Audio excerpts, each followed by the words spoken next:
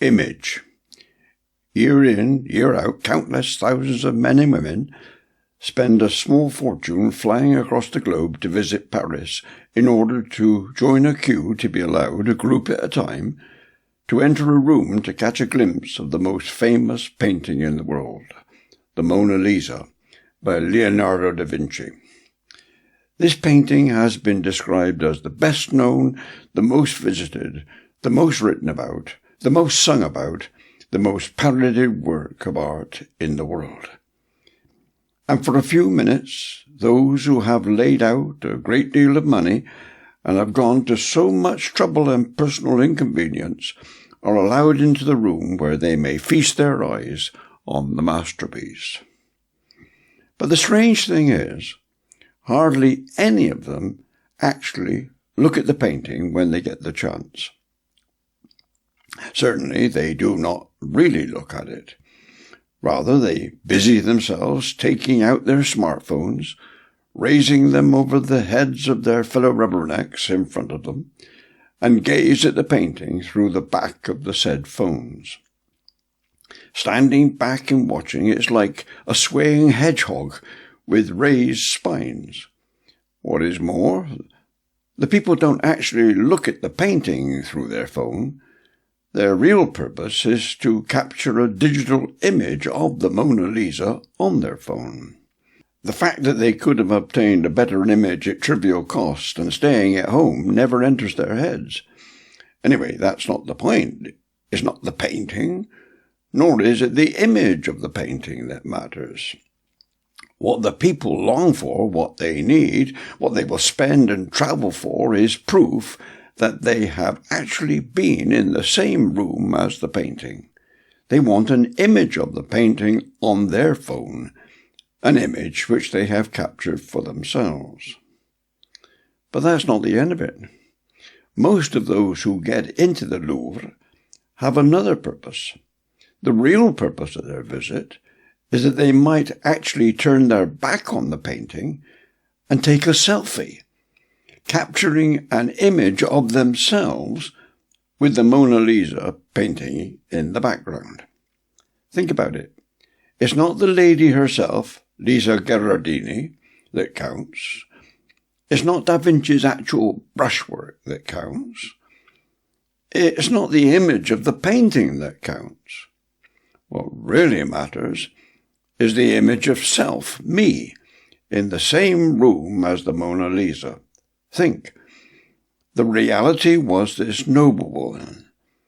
Leonardo da Vinci painted an image of her, and a smartphone captures an image of that image. And the selfie captures an image of self with an image of that image of the Italian woman in the background. So, what is the reality?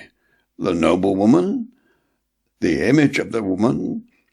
The image of the image, or what?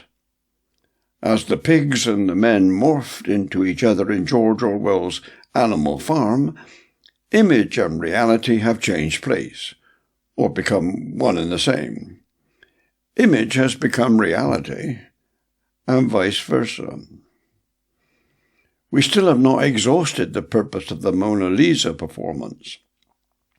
By means of social media and internet availability, these countless selfie images are transmitted to millions within seconds. And that's the real purpose. Take a selfie of me with my back to the Mona Lisa and post it on social media, craving as many likes as I can get. That's what it's all about. It's not just the Mona Lisa. People use their phones to capture an image of the food they have cooked or paid good money for. Why? In order to post it on the internet. It's not the food that counts, it's the image of the food, or rather, the publication of that image, and the likes. The world is awash with image and likes. An image is the thing in all walks of life. Take politics. As I was beginning to write this in 2022, the Conservative Party in the UK was choosing its new leader. Although typical Tory party members remain more attuned to the printed word than the internet, the candidates realised that the image of themselves they project on social media platforms is still vital. And surely we have not forgotten the way Donald Trump as president used, or rather abused, social media to conduct USA politics, including international diplomacy. Moreover, since computer software such as Photoshop and even more sophisticated packages are readily available to a mass market, we now know that the internet and the press is weighed down not merely with image, but with fake image. So much so, people are rightly beginning to doubt what they see in the media. The same goes for fake news, both written and spoken. The logical outcome is inevitable. Sensible people will come to believe nothing is what it seems. In an age increasingly dominated by social media, we find ourselves living in a world of fantasy, in a culture dominated by image. It's not just the amateurs at the Louvre or cooks sitting at their kitchen tables. I have mentioned politicians. The fact is, professional image makers have set up dream factories, manufacturing fantasy worlds for us all to dwell in. Real life is a movie, and the movie is real life. The age in which we live might well be styled the age of the image. More images are produced in seconds today than were produced throughout the entire 20th century. Global business managers, advertisers, bank governors, politicians, television producers, internet scammers, and the like know that image and presentation is the key. Vast sums of money can be made by clever use of image. News, especially disaster, is now a spectacle, and vice versa. When mass television first erupted in the UK in the 50s, the set standing in the corner was dismissed by the smug, self-righteous, superior sophisticates as the gogglebox in the room. The joke has become reality. Most of us have succumbed. Marx got it wrong, at least for our time. Goggling is now the people's opiate. A road accident on the northbound motorway produces accidents on the southbound, because drivers continue to drive even though they are transfixed, goggling across the safety barrier. Of course, this is nothing new. It's only the technology that's new. The careful cultivation of image has been with us since Adam fell. 50 years ago, as I myself observed, alongside a viewing platform within sight of the Eiffel Tower, motor coaches would pull up in a constant stream, jam-packed with Japanese tourists, and out would pour streams of chattering men and women clutching cameras, collapsible tripods, light meters, flash guns, and all the rest of the paraphernalia required in those antediluvian days. The remainder of the gear swinging around their necks. Click, click, click went the shutters. Then a super rapid packing up and scrabble back into the coach to tear off into the traffic, heading for the next site, victim, I almost said, on the list. The whole process had taken little more time than it takes to read about it. The tourists who had travelled 6,000 miles to see the Eiffel Tower had not actually really seen the massive wrought iron construction. They had captured an image of the Eiffel Tower, which of course is what they wanted. Today it would be a smartphone selfie posted on the World Wide Web going viral while you wait. Or at least, that would be the hope. Advertisers no longer try to sell a product. They have learned better. A product? What's that? They sell a dream. They persuade customers to buy into a dream conjured up by an image. As the 1997 pop song expressed it, live the dream.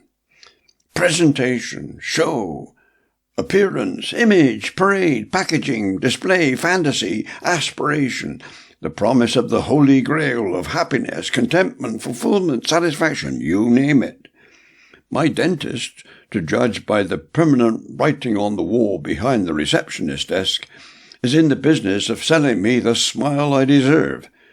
That is, the image I am supposed to crave. As I've said, I don't want to give the impression that all this is a modern problem.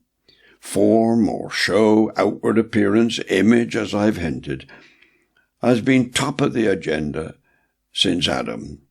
The Nazi Joseph Goebbels was a past master of the game on behalf of his god, Adolf Hitler. Read the novels of Jane Austen, and you will come across a society dominated by form, appearance, manners, etiquette, image, how things look.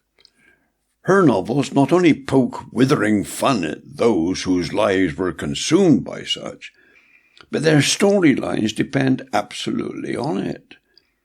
Victorian society, similarly, was consumed with outward appearance, with image. What went on behind closed doors often bore little resemblance to outward appearance. But it was the outward that was vital. How things looked. The inward, the real, could by and large take care of itself, or not. A euphemism for propaganda in these PC days, of course, is presentation. Who doesn't realize that presentation is king? When in 1996 the would-be Labour Prime Minister Tony Blair repeated the mantra, education, education, education, what he really meant, what really happened when he was seeking to get his hands on power was presentation, presentation, presentation. Don't take my word for it. Roy Hattersley, and he should know, spoke of the way New Labour under Blair ditched the embarrassing, for electoral purposes, Clause 4 of the 1918 Labour Party manifesto. That is, workers had to get their hands on all the levers of power.